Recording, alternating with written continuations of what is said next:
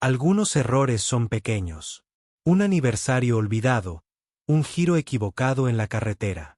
Pero algunos errores son detonaciones de ironía cósmica que acaban con una carrera y destrozan la vida. Esta es la historia de uno de esos errores. Es la historia del oficial Michael Rohr, un policía que creía tener el sistema perfecto y que se aprovechaba de aquellos que consideraba impotentes. Es la historia de una parada de tráfico rutinaria en una tranquila calle suburbana. Una parada que debería haber sido otra estadística fácil, otro logro en su haber. Pero cometió un error de cálculo catastrófico. Pensó que la mujer negra detrás del volante del elegante Audi negro era simplemente otro objetivo. No tenía idea de que estaba a punto de plantar pruebas y declarar la guerra contra el director de la DEA. El sol del final de la tarde del 12 de septiembre proyectó largas sombras doradas sobre los cuidados jardines de la urbanización Oak Ridge. Era un barrio de tranquila riqueza donde el silencio solo era interrumpido por el zumbido lejano de las cortadoras de césped y los gritos alegres de los niños que volvían de la escuela. Era el último lugar donde alguien esperaría que hubiera problemas. Sin embargo, para el oficial Michael Rohr, era un terreno de caza. Estaba sentado en su coche patrulla, un Ford Interceptor estacionado discretamente a la sombra de un gran roble. Sus ojos, protegidos por un par de gafas de sol de aviador reflectantes, escudriñaban la carretera. Rohr era un hombre esculpido por el cinismo. A sus 42 años, su rostro era un mapa de ruta de largos turnos y amargos resentimientos grabados con finas líneas alrededor de una sonrisa perpetua. En sus 15 años en el departamento de policía de Port City, llegó a ver su placa no como un escudo para los inocentes, sino como una clave. Una llave que abrió las puertas al poder, al miedo y, lo más importante, al lucro. Su compañero, un oficial más joven y serio llamado David Miller, se movía inquieto en el asiento del pasajero. «Vas más despacio, Mike», dijo Miller, rompiendo el silencio. «Tal vez deberíamos regresar a la calle principal». Rohr no apartó la vista de la carretera. «Paciencia, Davy. Los ciervos siempre vienen al abrevadero». En el retorcido ecosistema de Rohr, los ciervos eran minorías fuera de lugar en autos caros. Eran su presa favorita. A menudo se sentían demasiado intimidados para quejarse, y las leyes de decomiso de bienes eran una mina de oro. Un poco de efectivo o contrabando descubierto, un vehículo incautado. Todo alimentaba un lucrativo sistema clandestino que beneficiaba a Rohr y a unos pocos elegidos en el distrito de Chesapeake. Entonces lo vio. Un Audi A8 flamante, color obsidiana pulida, deslizándose por la calle con una elegancia discreta que gritaba dinero. Y al volante, una mujer negra. La sonrisa de Rohr se ensanchó hasta convertirse en una mueca. «Un premio gordo. Ahí está nuestra chica», murmuró, arrancando el motor. Arrancó, el potente motor rugiendo al encenderse, y se colocó detrás del Audi. Lo siguió durante 2 manzanas, esperando un pretexto. La conductora no hizo nada malo. Mantuvo el límite de velocidad, puso la señal de giro a la perfección. No importaba. No se detuvo del todo ante esa última señal, declaró Rohr, con la voz apagada y la autoridad de su práctica. Miller lo miró. «Me pareció bien, Mike. Tus ojos se están haciendo viejos, Davy. Los míos son perfectos». Rohr encendió las luces.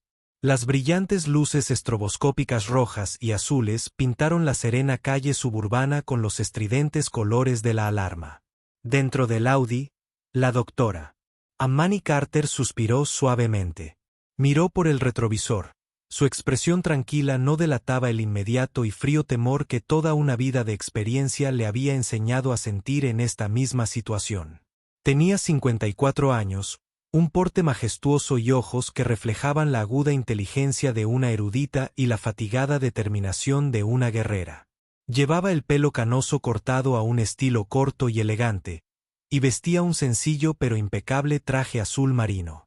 Iba de camino a casa después de un simposio regional sobre narcotráfico, con la mente aún procesando datos logísticos complejos. Ahora se veía obligada a procesar esto. Se detuvo suavemente para la acera, apagó el motor y puso las manos en el volante, como su padre le había enseñado décadas atrás. Observó por el retrovisor como el agente, un hombre corpulento y arrogante, se acercaba a su ventanilla. Era Rohr. Golpeó el cristal con fuerza con los nudillos. Emani bajó la ventanilla. El aroma a hierba recién cortada y a la colonia barata y almizclada de Rohr inundó el coche.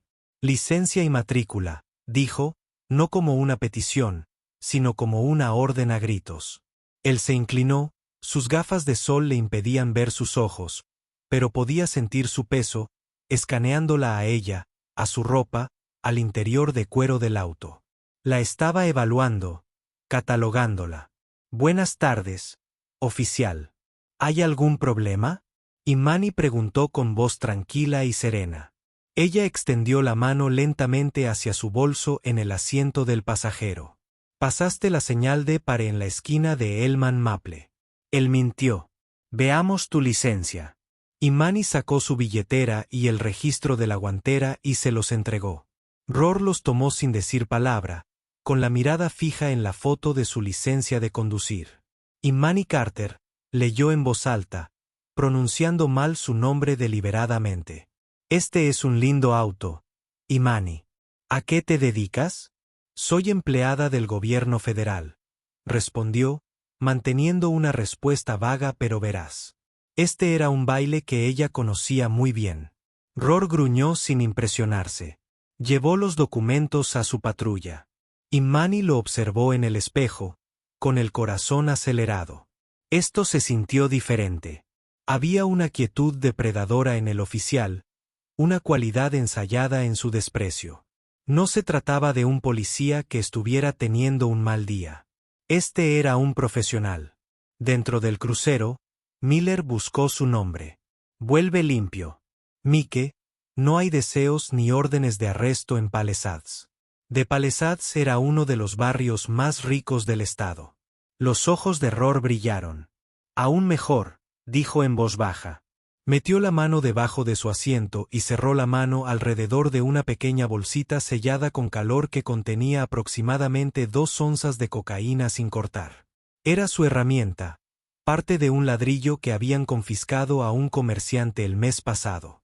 Fue su clave para desbloquear el sistema de confiscación de activos. ¿Qué estás haciendo, Mike? Miller preguntó, con su voz cargada de una ansiedad familiar. Huelo marihuana, dijo Rohr lo suficientemente fuerte como para que el audio de su propia cámara de tablero lo captara. Fue la frase mágica, la llave legal para la causa probable. Voy a tirar el coche. Dame un minuto. Salió y caminó de regreso al Audi. Señora, voy a tener que pedirle que salga del vehículo. ¿Con qué fundamento, señor oficial? Imani preguntó, con voz todavía serena, pero ahora con un tono claro y definido de autoridad. Huelo marihuana saliendo de tu coche. Ahora, por favor salga del vehículo. El por favor fue un insulto. Imani obedeció, con movimientos deliberados y precisos. Ella estaba parada en el borde del césped, con una postura erguida. Cuando Rohr comenzó su búsqueda, hizo alarde de ello, hurgando en la guantera debajo de los asientos. Durante todo ese tiempo, su mano izquierda, que sujetaba la bolsita, permaneció fuera de la vista. Mientras se movía hacia el lado del conductor, fingió una búsqueda profunda en la consola central. Con un único movimiento fluido, practicado a partir de cientos de paradas similares, dejó caer la bolsita en el hueco profundo de la consola, debajo de una pila de servilletas. Continuó su búsqueda durante otros 30 segundos para mostrarlo. Luego regresó a la consola central. Bueno, dijo, con la voz cargada de fingida sorpresa. ¿Qué tenemos aquí? Sacó la bolsita de cocaína y la levantó para que ella la viera, con un brillo triunfante en su sonrisa. Parece que tenemos un problema, Imani. Uno grande. Imani Carter miró la bolsa de drogas. Luego miró al oficial. Su calma finalmente se quebró, no por el miedo, sino por una profunda ira glacial. Ella supo en ese instante que ese hombre no tenía idea con quién estaba tratando.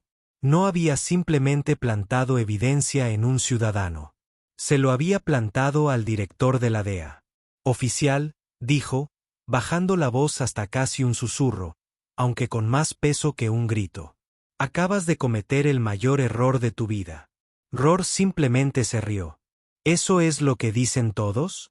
Giro de vuelta. Pon tus manos detrás de tu espalda. Está bajo arresto por posesión con intención de distribuir. Mientras el frío acero de las esposas hacía clic alrededor de sus muñecas, la mente del doctor Amani Carter ya no estaba en la injusticia. Fue la respuesta intrincada, sistemática y absolutamente devastadora que estaba a punto de desencadenar. El cazador acababa de atrapar a un tigre por la cola y estaba a punto de ser arrastrado al abismo. El recinto del distrito de Chesapeake era un monumento a la arquitectura brutalista y a la suciedad institucional. El aire estaba cargado de olores a café rancio, limpiador industrial y desesperación humana. Para el oficial Michael Rohr, era su hogar. Caminó a grandes zancadas por el bullicioso bullpen, saludando con la cabeza a sus colegas y con un aura palpable de satisfacción que irradiaba de él. Hoy estaba pescando algo muy importante y quería que todos lo vieran. La doctora Amani Carter caminaba con la cabeza en alto y su expresión era una máscara ilegible de plácida observación. Ella absorbió cada detalle. La pintura descascarada de las paredes, las luces fluorescentes parpadeantes, el sargento de escritorio aburrido y masticando chicle que ni siquiera levantó la vista cuando la escoltaron. Ella ya no era una víctima. Ella era una analista de campo que recopilaba información en las profundidades de las líneas enemigas. Observó la forma casual en que Rohr y Miller eludían ciertos procedimientos de registro y los gestos familiares que intercambiaban con un detective específico de la unidad de narcóticos, un hombre llamado Stangman. Un sistema, una máquina bien engrasada.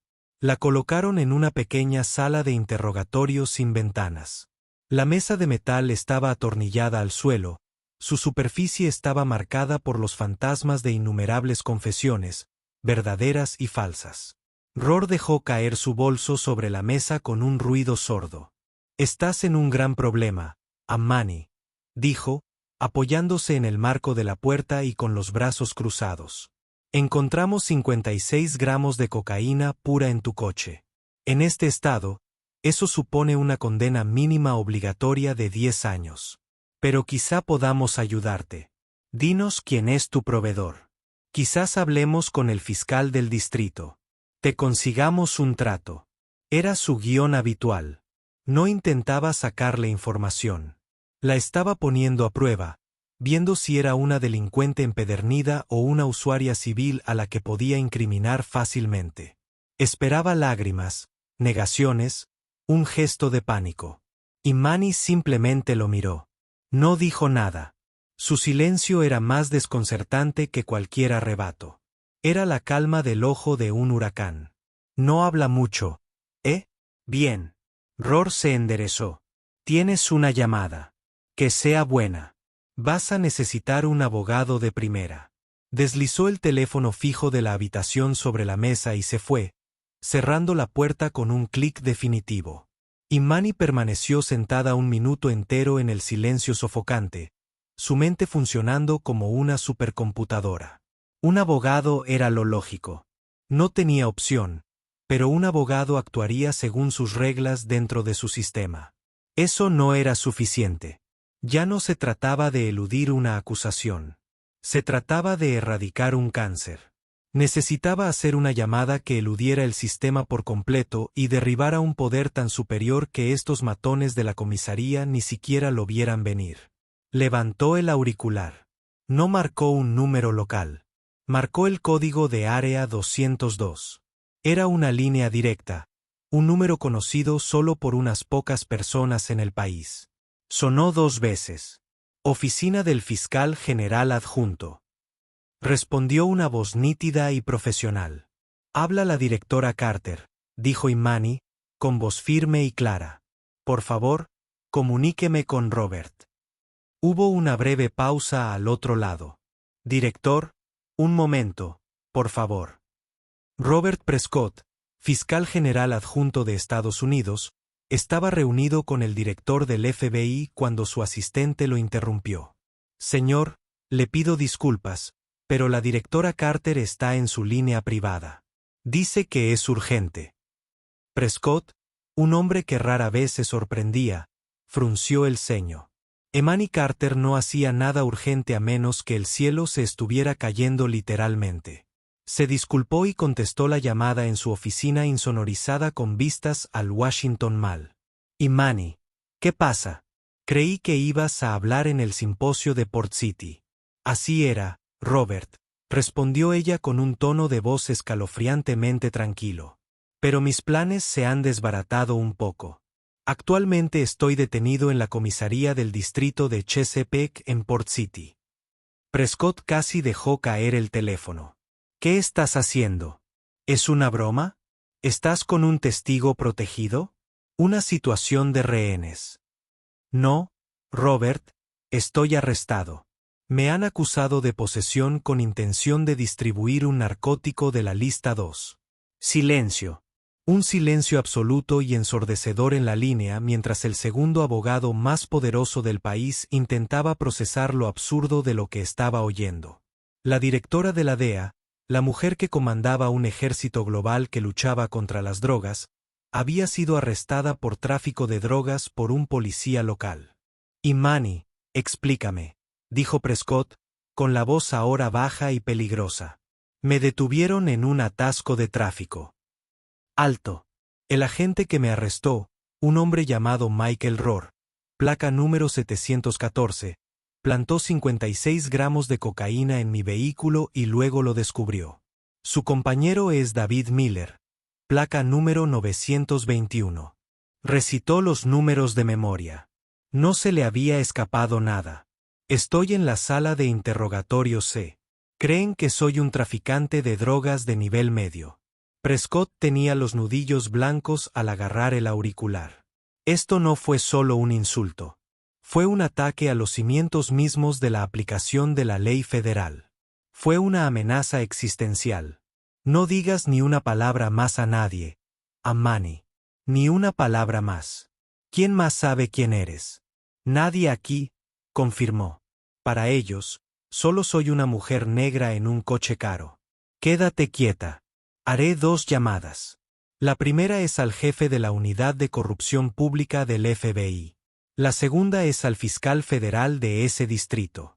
Un equipo federal estará allí en menos de 1 hora. No hables. No consientas nada. Ya vamos. Colgó. Para Prescott permaneció inmóvil un momento. Luego golpeó su escritorio de caoba con el puño. Un repentino y violento crujido resonó con la tormenta que estaba a punto de estallar en Port City. De vuelta en la comisaría, Rohr disfrutaba de una taza de café quemado, riendo con Stan Grossman. Deberías haberla visto, Stan, actuando con aires de superioridad. Cometiste un gran error, dice. Sí, claro. Su Audi quedará genial en la subasta de autos confiscados. El sargento de recepción, un hombre eternamente aburrido llamado Henderson, lo llamó. Oye, Rohr, ¿a quién llamó tu pez gordo? Probablemente a algún astuto abogado del centro que estará aquí en 1 hora prometiéndole el cielo. Rohr se burló. Henderson entrecerró los ojos mirando su bloc de notas. No. Llamó a un número 202. D.C. Rohr frunció el ceño. Un cabildero. El hijo de un político. Antes de que pudiera especular más, las puertas principales de la comisaría se abrieron de golpe. No era un abogado. Eran 4 hombres con ropa oscura, perfectamente, trajes a medida, moviéndose con la intensidad silenciosa y concentrada de los depredadores de élite. El agente principal, un hombre alto e imponente llamado Sam Gallagher, mostró sus credenciales a Henderson. El agente especial Gallagher, del FBI, había venido a ver a un detenido, el Dr. Emani Carter. Henderson se quedó boquiabierto. La taza de café de Rohr se congeló a medio camino de sus labios. La fría mirada de Gallagher recorrió la zona de espera y se posó en Rohr. Es usted el oficial Rohr. Rohr, sintiendo repentinamente un terror helado que le inundaba los huesos, asintió lentamente. Aseguren toda esta planta, ordenó Gallagher a su equipo. Que nadie entre ni salga.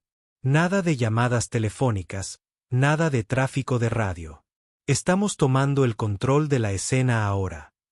Se volvió hacia Rohr, con la mirada como astillas de hielo.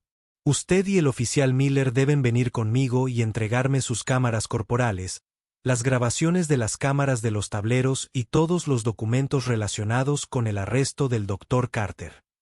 Al instante, la sonrisa burlona desapareció del rostro de Rohr, reemplazada por una pálida máscara de confusión. Y miedo. El suelo no solo se había movido bajo sus pies. Se había desvanecido por completo. La atmósfera en la comisaría del distrito de Chesapeake pasó de la bravuconería informal al pánico gélido en 30 segundos.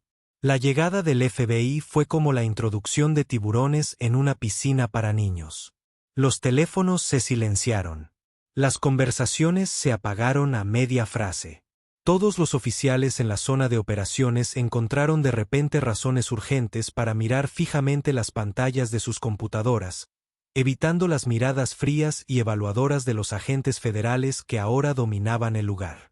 Liderando la ofensiva desde el lado local estaba Ava Rosta, la capitana de la comisaría. Severa por la administradora de libros que se había abierto camino hasta la cima, salió de su oficina con el rostro convertido en una nube de tormenta. ¿Qué demonios está pasando aquí, agente?, preguntó, confrontando a Gallagher. Capitán Rosta, reconoció Gallagher con un breve asentimiento. Supongo que no ha sido informado. Sus oficiales han detenido a un alto miembro del gobierno federal de los Estados Unidos en circunstancias cuestionables. Estamos aquí para rectificar eso y abrir una investigación federal en este distrito, empezando con los oficiales Rohr y Miller. Los ojos de Rosta se abrieron.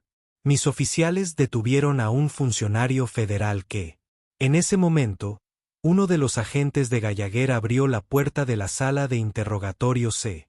El doctor Amani Carter salió. No parecía una prisionera, sino un dignatario de visita. Su compostura era absoluta. Ella se encontró con la mirada sorprendida del capitán Rosta, con una mirada que no era acusadora, sino profunda, profundamente decepcionada. El director Carter, dijo Gallagher con el mayor respeto. Soy el agente especial Sam Gallagher. Tenemos un vehículo seguro esperando por usted. Rosta miró al agente del FBI y luego a la mujer a la que se dirigía con tanta deferencia, y el nombre finalmente hizo clic. Director Carter, DEA. Una ola de náuseas la invadió.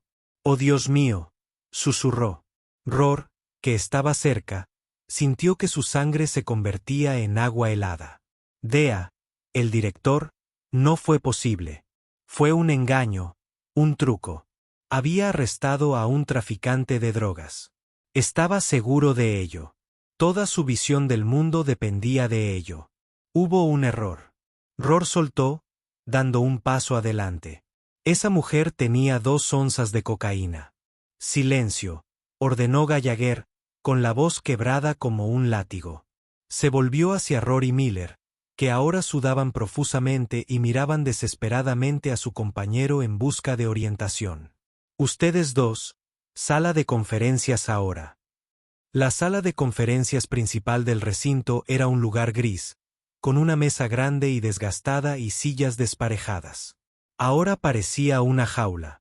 Rohr se sentó desafiante, tratando de proyectar un aura de indignación agraviada.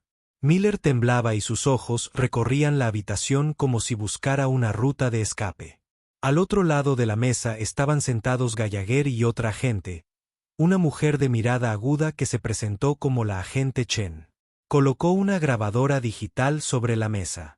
Este no es un interrogatorio formal, comenzó Gallagher, con una voz engañosamente tranquila. Esta es una investigación preliminar. Empecemos con la parada de tráfico. El agente Rohr explicó la causa probable de la detención del vehículo de la directora Carter. No se detuvo por completo ante una señal. Rohr, Ciñéndose a su versión, dijo, fue una clara infracción. Y el registro posterior. Al acercarme al vehículo, detecté el fuerte olor a marihuana quemada que emanaba de la cabina, lo que me dio motivo probable para registrarlo en busca de contrabando. Rohr recitó, con las palabras huecas incluso para él mismo. Gallagher y Chen intercambiaron una mirada breve, casi imperceptible. Marihuana, repitió Chen. La directora Carter es una mujer de 54 años que ha dedicado toda su vida a la lucha contra los narcóticos. Tiene una política de tolerancia cero dentro de su agencia, que incluye pruebas de drogas aleatorias para el personal administrativo. ¿Esperan que creamos que se estaba fumando un porro de camino a casa después de un simposio donde fue la ponente principal? Sé lo que olí, insistió Rohr, alzando la voz. Y la cocaína que encontré prueba que está involucrada en actividades ilegales. Hablemos de esa cocaína, dijo Gallagher, inclinándose hacia adelante. La encontraste en la consola central. La registraste como evidencia, ¿correcto? Claro, espetó Rohr. Entonces no te importará si echamos un vistazo a la bolsa. Gallagher deslizó una bolsa de plástico transparente para prueba sobre la mesa. Dentro estaba la bolsita de cocaína que Rohr había encontrado. Nuestro equipo forense ya está de camino al laboratorio. Van a realizar un análisis completo, buscar huellas dactilares y ADN. También analizarán la composición química de la cocaína, rastrearán su origen y la compararán con otras incautaciones recientes. La bravuconería de Rohr finalmente empezó a resquebrajarse. Sus huellas estarían en esa bolsa. Siempre tuvo cuidado de usar guantes durante el descubrimiento, pero manipuló la bolsa de antemano y la composición. Miró a Miller. El rostro de su compañero estaba pálido. Miller sabía exactamente de dónde había salido esa cocaína. El armario de pruebas de la incautación del cártel Bustamante hace 3 semanas. Un ladrillo que Rohr había firmado, afirmando que una parte se transportaba para el entrenamiento de la unidad canina. Una mentira que nunca se había cuestionado hasta ahora. Además, el agente Chen añadió, abriendo un archivo, hemos obtenido sus registros de actividad del último año, agente Rohr. Parece tener un talento notable para encontrar narcóticos en conductores de vehículos de alta gama, particularmente en esta parte de la ciudad. Su registro de arresto muestra un número desproporcionado de incautaciones que conducen a la confiscación de activos, mientras que los cargos penales a menudo se reducen o se retiran. Es un patrón muy interesante. Rohr sintió que las paredes se cerraban sobre él. No se trataba solo de un arresto fallido. Estaban tirando de un hilo que podría desentrañar toda su operación.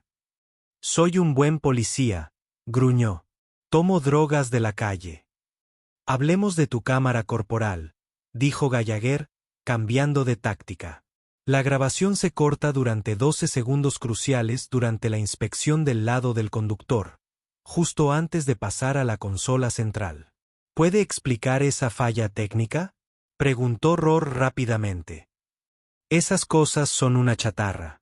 Siempre fallan. 12 segundos, repitió Gallagher, dejando la cifra en el aire.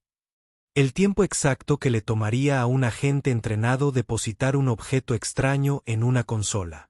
Estamos solicitando los registros del fabricante para ver con qué frecuencia ocurren estas fallas. Rohr no dijo nada. Se quedó mirando la bolsa de pruebas sobre la mesa.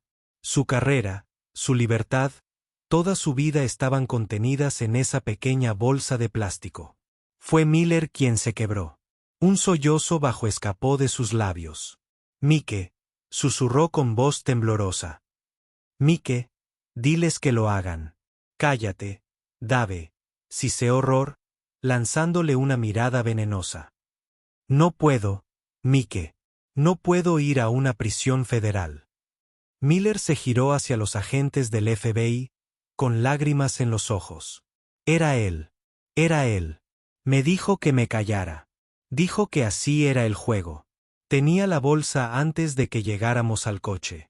Vi cómo la sacaba de debajo del asiento. Rohr se abalanzó sobre la mesa, con un rugido desesperado y salvaje brotando de su garganta. «¡Cobarde! ¡Te mataré!». Gallagher y Chen se pusieron de pie al instante, sujetándolo. «Se acabó, Roar», dijo Gallagher con voz fría como el acero mientras empujaba al oficial que forcejeaba de vuelta a su silla. Todo había terminado. La fortaleza no acababa de empezar a derrumbarse. La confesión de Miller fue el ariete que acababa de destrozar la puerta principal, y afuera, un ejército entero esperaba para colarse por la rendija. La confesión del oficial David Miller no fue el final, sino el comienzo. Transformó la investigación de un solo caso de arresto injusto en una investigación completa de crimen organizado.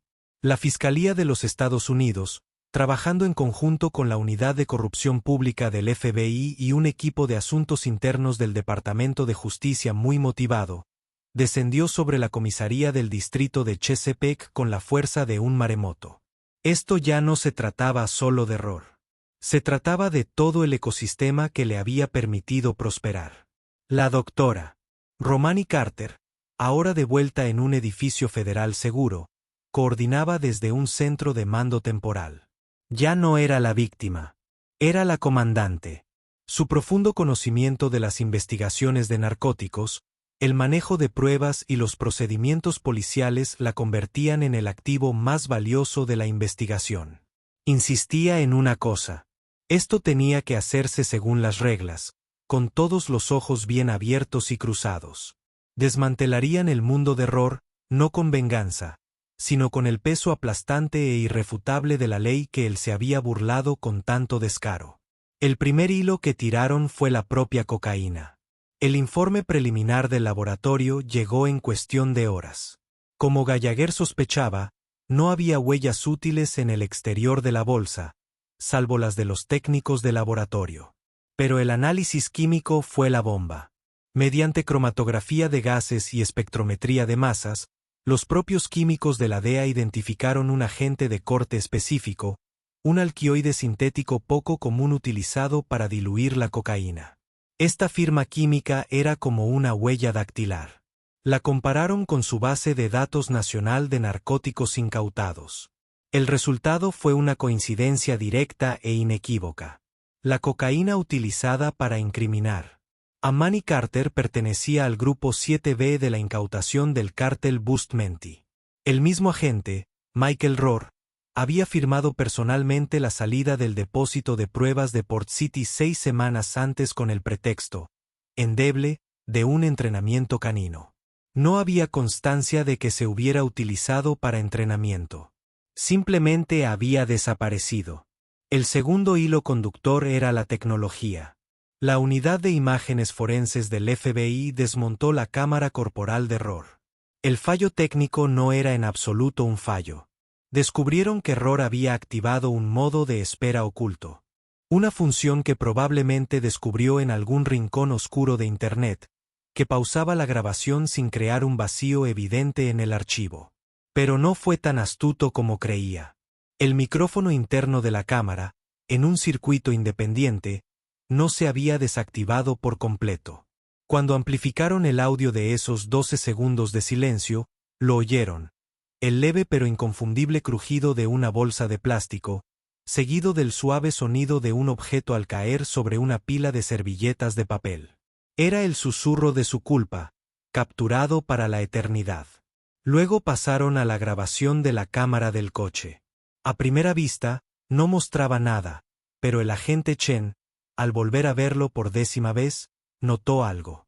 Cuando Roar se inclinó hacia el coche para comenzar su búsqueda, sus gafas de sol de aviador reflectantes captaron por una fracción de segundo el reflejo de su propia mano. En esa imagen distorsionada, se podía ver claramente su mano izquierda, que se suponía que estaba vacía, agarrando un pequeño objeto blanco. El hilo se estaba convirtiendo en una cuerda. El tercer hilo, y el más incriminatorio, era el dinero. Un gran jurado federal emitió citaciones para obtener los registros financieros de Roar, y lo que encontraron fue asombroso. Para un policía con un salario modesto, Roar vivía como un rey. Tenía un barco, 2 propiedades en alquiler y sus hijos asistían a colegios privados caros. Sus cuentas bancarias mostraban una serie de depósitos regulares en efectivo estructurados, siempre justo por debajo del límite federal de $10,000. La fuente se evidenció cuando analizaron los registros de bienes decomisados de la comisaría. Cruzaron cada uno de los arrestos de Rohr con una incautación de vehículos. Descubrieron que un porcentaje inusualmente alto de los autos confiscados se vendían en subastas municipales, no al público en general, sino a un holding. Esta empresa era propiedad de Alex Spiridakis, un imán local de autos usados y agente de fianzas. Spiridakis compraba los autos por una miseria y luego los revendía obteniendo grandes ganancias. 2 días después de cada venta, aparecía un depósito en efectivo en la cuenta bancaria de Michael Rohr. Era un esquema clásico de sobornos. Rohr no solo plantaba drogas para realizar arrestos. Las plantaba para robar propiedades. Se enfocaba en personas con autos caros porque eran los más rentables. Se enfocaba en minorías porque creía que eran las menos probables de ser creídas. La capitana Abarrosta fue suspendida formalmente. Si bien la investigación no encontró evidencia de su participación directa en el esquema, fue culpable de lo que el Departamento de Justicia denominó ceguera voluntaria.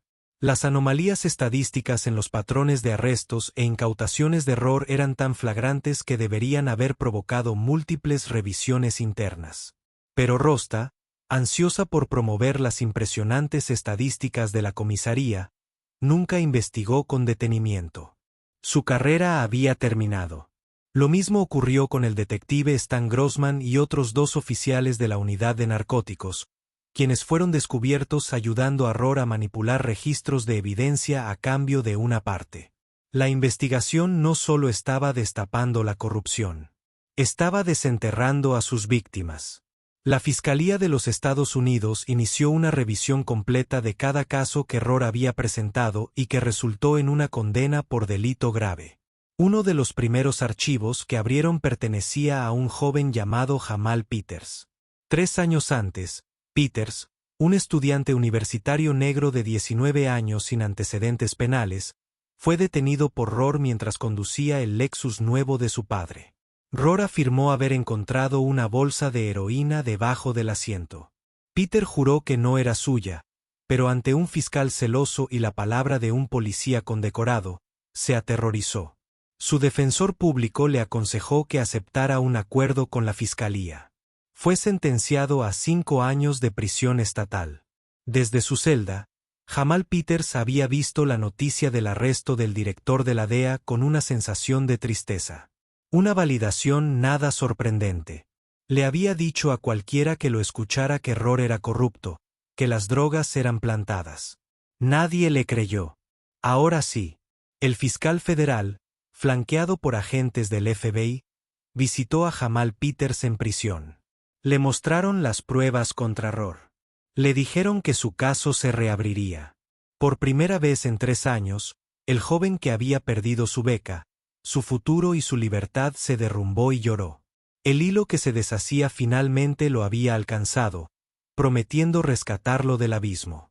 El único acto de arrogante malicia de Rohr había hecho más que ponerlo en peligro. Había expuesto una podredumbre profunda, y al hacerlo, se había convertido inadvertidamente en el catalizador de un fuego purificador. Michael Rohr siempre se había visto a sí mismo como el martillo. En su mundo, había martillos y clavos, y él era quien golpeaba. Nunca imaginó que llegaría el día en que él sería el clavo. Ese día llegó un martes por la mañana, exactamente 2 semanas después del arresto del Dr. Manny Carter. Rohr había sido suspendido y estaba en arresto domiciliario, confinado en su extensa casa suburbana, una casa comprada y pagada con el dolor de otros. Sentado en su sillón de cuero viendo las noticias, veía su propio rostro plasmado en la pantalla. Los medios habían bautizado el escándalo como la conspiración de Rohr. Sintió una extraña sensación de desapego, como si estuviera viendo una película sobre otra persona. La velocidad y la ferocidad de la respuesta federal lo habían dejado en estado de shock. Aún se aferraba a una pizca de esperanza. Tenían la palabra de Miller. Claro, pero Miller era un cobarde llorón que intentaba salvar el pellejo. El resto eran solo circunstancias, se dijo a sí mismo. Patrones, inferencias, sofisticados informes de laboratorio. Un buen abogado podría desmantelar eso en un tribunal. Él era Michael Rohr. Él era el sistema. No podían tocarlo. Oyó el chirrido de neumáticos afuera. Miró por su ventana salediza y vio no una, sino 3 camionetas negras del gobierno invadiendo su tranquilo callejón sin salida. Agentes de la unidad táctica del FBI, vestidos con chalecos antibalas y rifles armados, se desparramaron y formaron un perímetro alrededor de su casa. El agente especial Sam Gallagher, con un traje impecable y una expresión de sombría satisfacción, subió por la pasarela con un documento en la mano. Sonó el timbre. Rohr no se movió. Volvió a sonar, seguido de un golpe atronador. FBI, abra la puerta. Señor Rohr, tenemos una orden de arresto. Su esposa, Sara, bajó corriendo las escaleras, pálida de terror. Mike, ¿qué pasa? ¿Quiénes son estas personas? Rohr finalmente se levantó, con las piernas pesadas. Caminó hacia la puerta y la abrió. Gallagher estaba allí, flanqueado por otros 2 agentes. No miró a Rohr con ira ni triunfo, sino con una especie de cansancio definitivo. Michael Rohr, dijo Gallagher, con la voz tan alta que todos los vecinos que se asomaban por las cortinas pudieron oírlo. Queda arrestado por conspiración para violar los derechos civiles, posesión y distribución de narcóticos, manipulación de pruebas y crimen organizado. Mientras el agente entraba, dentro, Rohr vio a sus 2 hijos pequeños de pie en lo alto de las escaleras, con los ojos abiertos por el miedo y la confusión. En ese momento, su negación se hizo añicos. Estaban viendo a su padre, su héroe, revelado como un criminal. La vergüenza lo golpeó con la fuerza de un golpe físico, doblándole las rodillas. La indignidad fue metódica. Lo esposaron en su propio vestíbulo, frente a su esposa llorando y sus hijos aterrorizados. Lo llevaron a la fuerza hasta la camioneta, pasando junto a los vecinos con los que solía compartir cervezas en las barbacoas del patio. Sus rostros ahora eran una mezcla de conmoción y desprecio. Habían dado en el clavo. El arresto fue la noticia principal en todas las cadenas nacionales de noticias. El fiscal federal ofreció una conferencia de prensa con un estoico médico, a Manny Carter, justo detrás de él. Expuso el caso con detalles devastadores. Las drogas plantadas, el engaño de la cámara corporal, el esquema de sobornos con Alex Spiridakis, quien también había sido arrestado esa mañana. La corrupción sistémica en el distrito de Chesapeake. Este caso comenzó con el arresto ilegal de uno de los servidores públicos más distinguidos de la nación, declaró el fiscal federal. Pero no termina ahí. Ha expuesto un cáncer de corrupción que ha victimizado a innumerables personas. Que este sea un mensaje para cualquier oficial que manche su placa y traicione su juramento. No hay muros azules lo suficientemente altos como para protegerlos del alcance de la justicia. No hay sombras lo suficientemente profundas como para esconderse. Los encontraremos y los procesaremos con todo el peso de la ley. En la cárcel de Port City, Rohr fue procesado como cualquier otro criminal. Lo despojaron de sus pertenencias, le tomaron las huellas dactilares y lo fotografiaron. Su foto policial, un retrato de arrogancia derrotada, fue divulgada a la prensa. Cuando lo llevaron a su celda, pasó junto a una fila de reclusos que lo reconocieron de las noticias. Lo abuchearon y gritaron, llamándolo policía corrupto, profiriendo insultos mucho más groseros que cualquier otro que hubiera soportado. Su primera noche en la cárcel fue un infierno. Los sonidos, los olores, la pérdida total de control. Fue una pesadilla de su propia creación. Había pasado su carrera, metiendo hombres en estas jaulas, sin considerar jamás la humanidad de aquellos a quienes encerraba. Ahora era uno de ellos. El poder que había ejercido durante tanto tiempo había desaparecido, reemplazado por una impotencia asfixiante. El karma, se dio cuenta, no era una fuerza mística abstracta. Era una simple ecuación de causa y efecto. Había pasado años oprimiendo a la gente, creyéndose inmune. Pero finalmente había oprimido a la persona equivocada. Había oprimido a una mujer que no se limitó a contraatacar. Ella había oprimido con todo el peso justo e imparable del gobierno de Estados Unidos. El martillo de la justicia había caído, destrozando su mundo en 1.000.000 de pedazos. El arresto de Michael Rohr y sus asociados no fue el fin de la tormenta. Fue el punto de mira. La destrucción que dejó a su paso apenas comenzaba a comprenderse. La conspiración de ROR se convirtió en un símbolo nacional de corrupción policial, conmocionando a las fuerzas del orden de todo el país. Las consecuencias en Port City fueron catastróficas, un cataclismo legal y social del que la ciudad tardaría años en recuperarse. El efecto más inmediato estaba en el sistema judicial de la ciudad. La Fiscalía, ante una crisis de confianza pública, anunció el inicio de una revisión exhaustiva de más de 2.500 casos penales gestionados por Rohr Miller Grossman y los demás agentes implicados. Se formó una unidad especial de integridad de las condenas, integrada por fiscales y abogados defensores independientes, para analizar los restos. El primer exonerado fue Jamal Peters. En una audiencia televisada, un juez anuló formalmente su condena, disculpándose en nombre del Estado por el grave error judicial. Peters salió del juzgado como un hombre libre, parpadeando bajo la brillante luz del sol, mientras sus padres lloraban al abrazarlo. La doctora Amani Carter estaba allí, no como directora federal, sino como ciudadana. Le estrechó la mano, sus ojos transmitían profunda empatía y pesar. Nadie puede devolverle los años que perdió, señor Peters, dijo en voz baja. Pero podemos prometerle que el hombre responsable pagará por cada día. La historia de Jamal Peters se convirtió en una poderosa subtrama del drama nacional, humanizando el horror abstracto de los crímenes de Rohr, pero el suyo fue solo el primero de muchos. Durante el año siguiente, la unidad de integridad de las condenas anularía más de 200 condenas. Personas que habían perdido años de sus vidas, sus trabajos y sus familias por las mentiras de agentes corruptos fueron liberadas repentinamente. La ciudad enfrentó una oleada de demandas por derechos civiles, con estimaciones iniciales de responsabilidad que ascendían a cientos de millones de dólares. El presupuesto de la ciudad quedó diezmado, lo que obligó a recortar servicios esenciales y erosionó aún más la confianza pública. El departamento de policía de Port City quedó destrozado. Más allá de los arrestos iniciales, la investigación federal condujo a la acusación formal de 7 agentes más. El capitán Rostava fue despedido y enfrentó cargos federales por malversación de un delito grave por conocer la corrupción y no hacer nada para detenerla.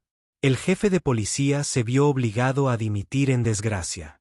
El Departamento de Justicia inició un decreto de consentimiento, un acuerdo de reforma impuesto por el tribunal que puso a todo el PCPD bajo supervisión federal en el futuro previsible.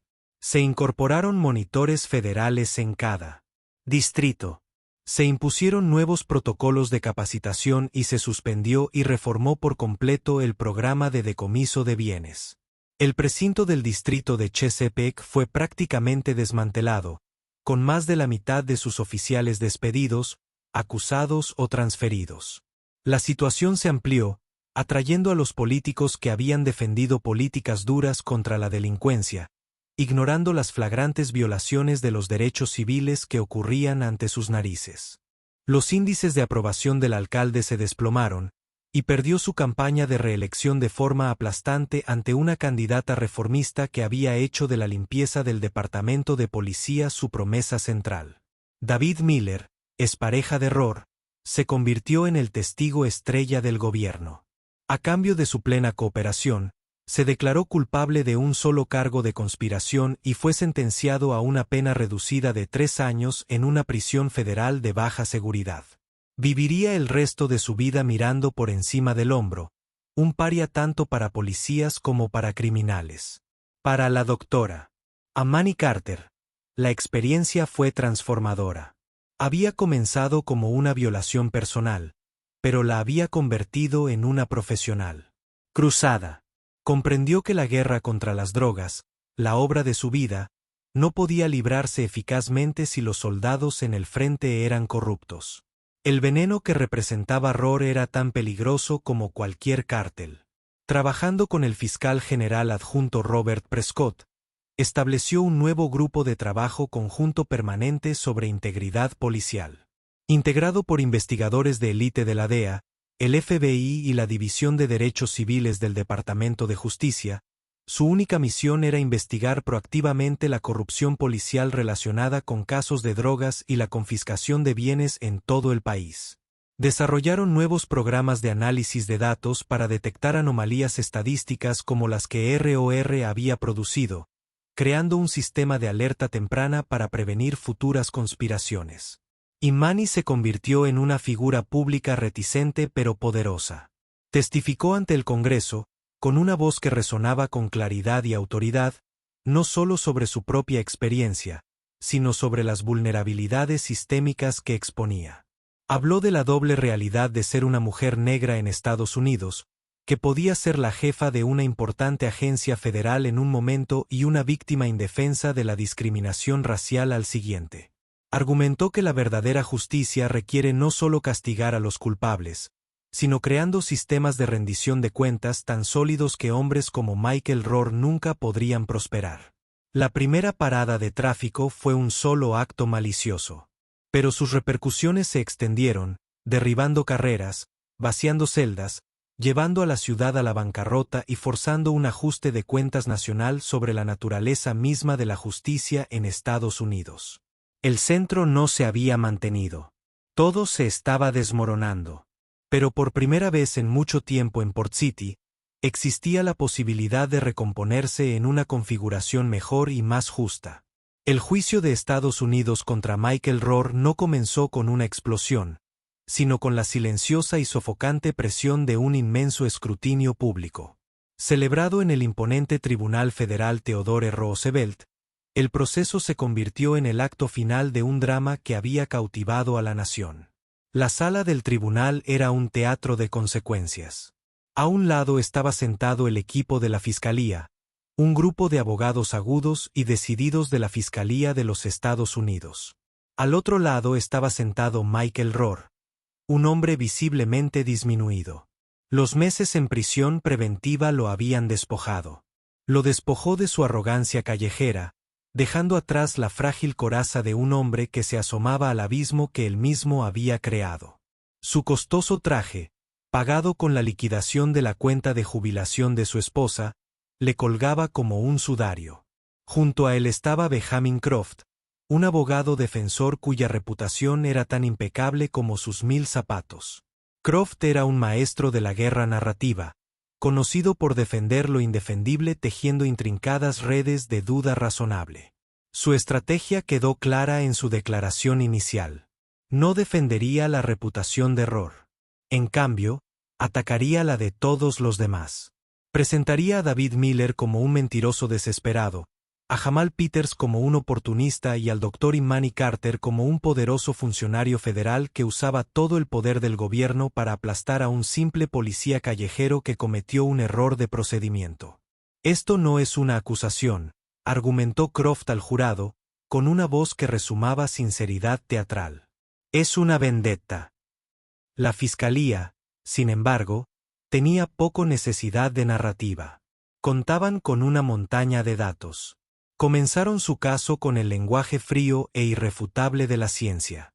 Un químico forense del propio laboratorio de la DEA testificó que la cocaína utilizada para incriminar al Dr. Carter coincidía químicamente con el ladrillo que Rohr había obtenido como prueba. Coincide con 32 marcadores químicos distintos.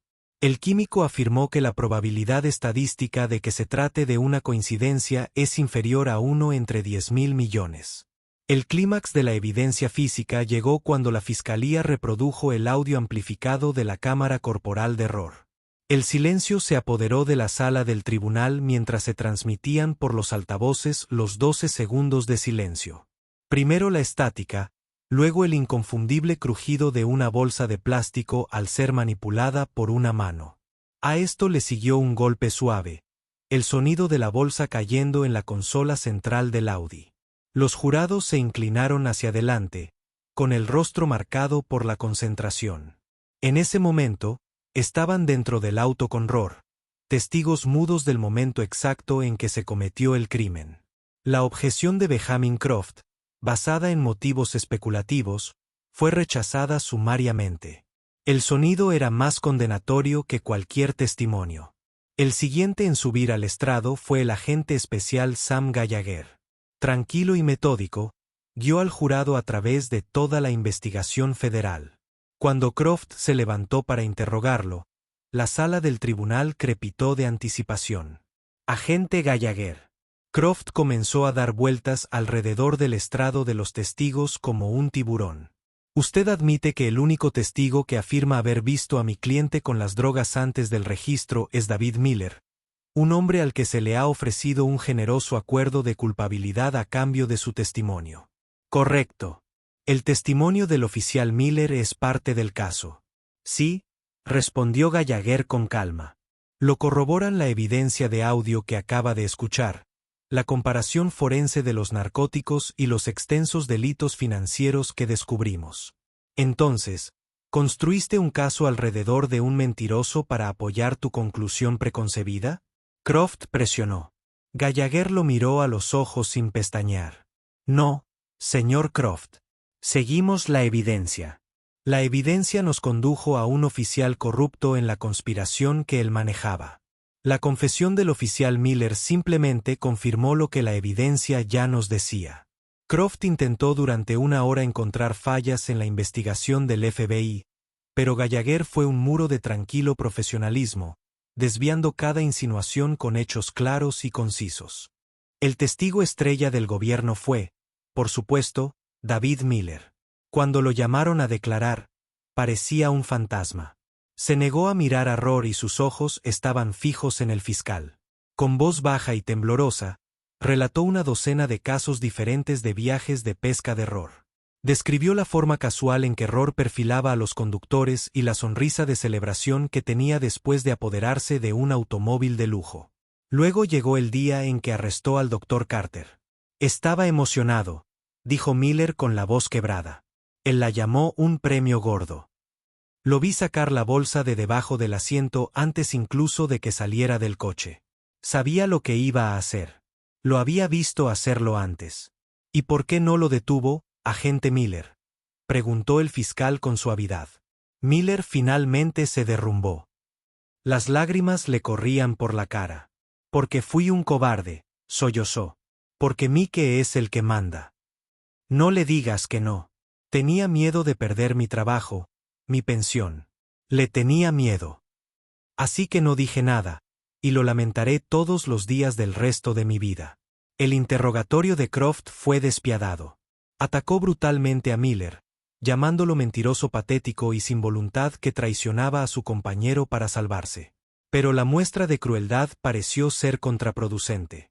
El jurado no vio a un mentiroso conspirador en el estrado. Vieron a un hombre destrozado confesando sus pecados.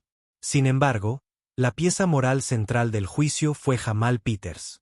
Cuando subió al estrado, no fue solo un testigo. Fue la encarnación viviente de los crímenes de Rohr. Habló con una dignidad serena que captó la atención de la sala. No solo habló de su arresto. Habló de las consecuencias. Describió la llamada telefónica a sus padres desde la cárcel, la vergüenza de decirles que lo habían arrestado por vender heroína.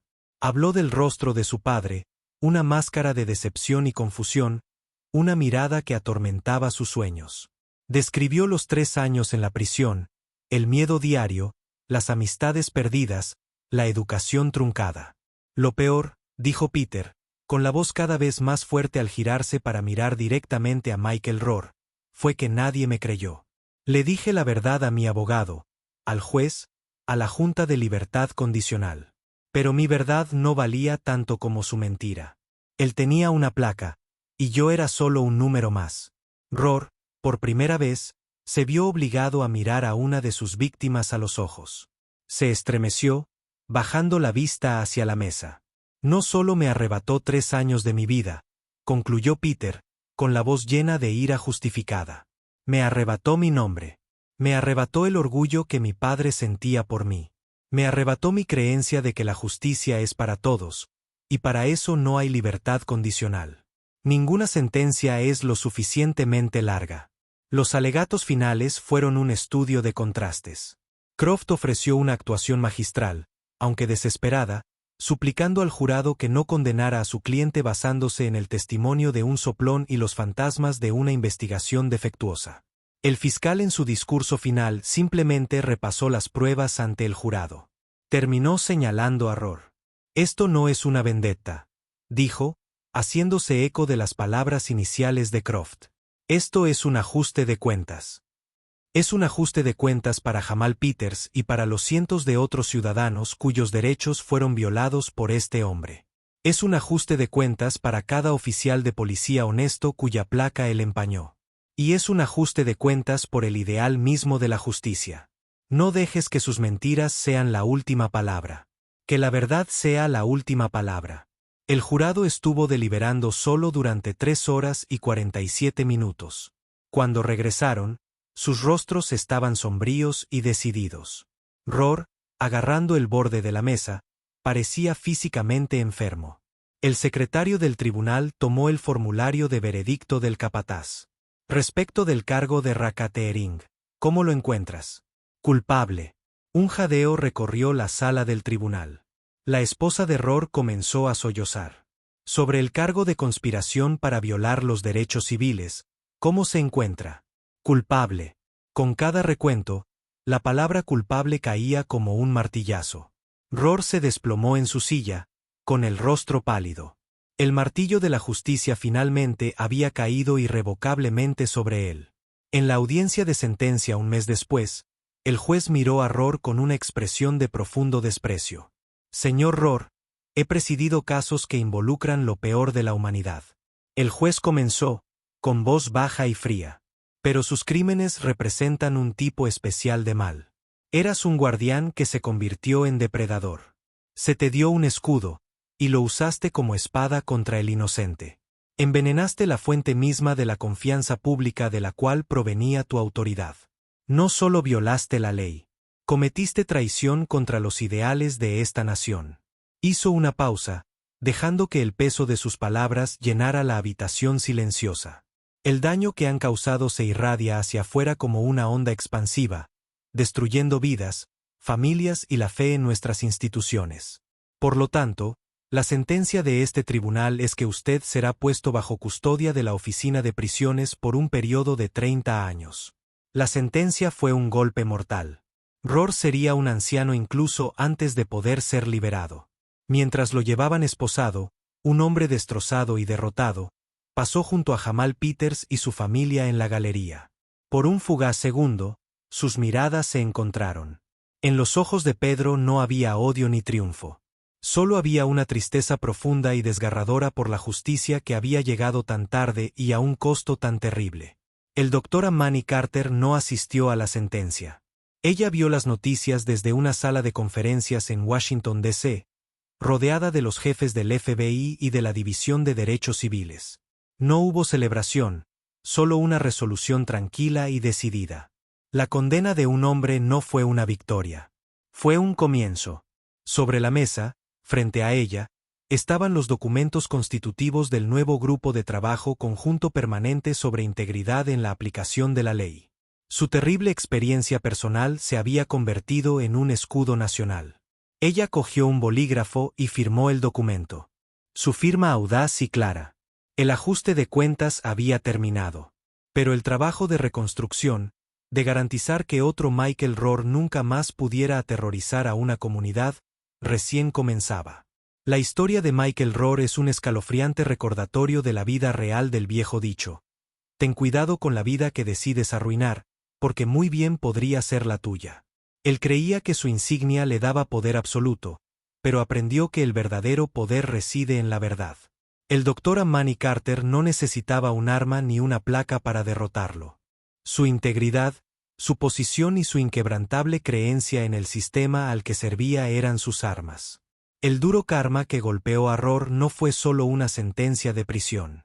Fue la aniquilación completa y total de su mundo corrupto provocada por la misma persona que él consideraba simplemente otra víctima impotente.